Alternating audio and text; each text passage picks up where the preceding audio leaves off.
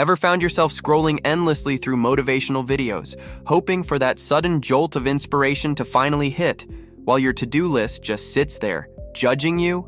You're not alone. It is like we're all waiting for a lightning bolt of energy to strike before we can even tie our shoes. But what if I told you there's a Japanese technique, something truly brilliant, that lets you just act, even when you feel absolutely nothing? While we're out here scouring YouTube for that elusive motivation, the Japanese have quietly perfected a way to get things done, even on your most meh days. Stick around, because today we're diving into the incredible Lotus Method, and it's going to flip your understanding of motivation on its head. We all know the feeling, right? That frustrating loop of wanting to do something, knowing we should do something, but just not doing it. We procrastinate, we make excuses, we wait for the right moment, which, let's be honest, rarely ever arrives. Our brains are incredibly clever, but sometimes they're not exactly our best allies when it comes to productivity. Why? Because your brain, bless its comfort-loving heart, doesn't really want productivity. It wants comfort. It wants ease, familiarity, and minimal effort. Anything that feels hard, daunting, or even just slightly inconvenient, your brain's immediate response is, nah, let's just watch another cat video. It's a survival mechanism designed to conserve energy, but in our modern world, it often just leads to us feeling stuck and frustrated. So here's the big secret, the real reason we often lack motivation. Motivation isn't the starting point, it's a response. Think about it. When you decide to go to the gym, that first step of getting dressed and walking out the door is usually the hardest, right? But once you're there, once you've done a few reps, you start to feel a surge of energy, a sense of accomplishment. That's motivation kicking in. Or consider studying for an exam. The thought of opening that textbook can be agonizing. But once you've read a page, then two, and you start understanding a concept, suddenly, it doesn't feel so bad anymore. You feel more inclined to keep going. The same goes for starting a work project, or even just reaching out to mend a relationship. The initial resistance is huge, but once you make that first tiny move, the brain perceives progress, and then it rewards you with a hit of dopamine, making you feel motivated to continue. Our brains are wired to respond to progress, not initiate it from a cold start. We've got it backward. We think we need motivation to start, but actually we need to start to get motivation. And that, my friends, brings us to the beautiful principle of the Lotus Method.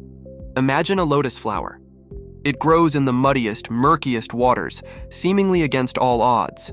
Yet it slowly, steadily pushes upwards, emerging pristine and vibrant above the surface. It doesn't wait for the mud to clear. It simply starts growing. The practical translation for us is this: start small, even imperfect. Movement is what clears the mud. The Lotus Method teaches us that we don't need to tackle the entire swamp at once. We just need to take that tiny, almost imperceptible step. This is where the concept of micro-actions comes in. These are actions so incredibly small, so laughably easy, that your brain can't even mount a resistance. It's like trying to argue with a feather. It's just too light. So how do we apply this daily? It's all about doing as little as possible, but doing it. Let's say you need to write a report. Instead of thinking, ugh, I have to write this whole report, your micro-action could be, open the document. That's it. Or if you need to clean your room, pick up one sock. Just one. For exercising, put on your running shoes. That's the whole task. The key is to make the micro-action so tiny, so insignificant, that your brain doesn't see it as a threat or a huge energy drain. It thinks, oh, okay, I can do that. That's easy. You can also create quick rituals to kickstart yourself. For example, before diving into work, your ritual might be to make a cup of coffee, turn on a specific lamp, and open your notebook. It's a signal to your brain that it's time to shift gears, not a monumental task itself. And here's the kicker. Associate each action, no matter how small, with a simple positive emotion. Tell yourself, it's not about conquering the world right now. It's just about getting started. Celebrate that one sock picked up, that document opened. This tiny win triggers a minuscule dopamine release, telling your brain, hey, that wasn't so bad, and it felt a little good. This starts a beautiful emotional cycle.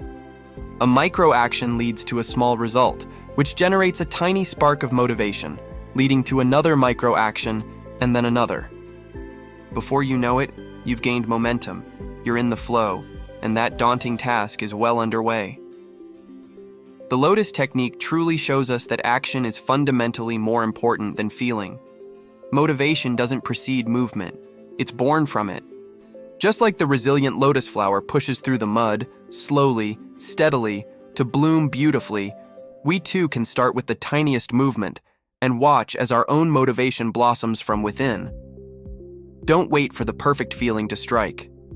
Just make that first impossibly small move. The rest will follow. What's one tiny micro-action you're going to take today to get something moving? Let me know in the comments below. If you found this video helpful and are ready to stop waiting for motivation and just start doing, hit that like button, subscribe to the channel for more practical insights, and ring that notification bell so you don't miss out on our next video.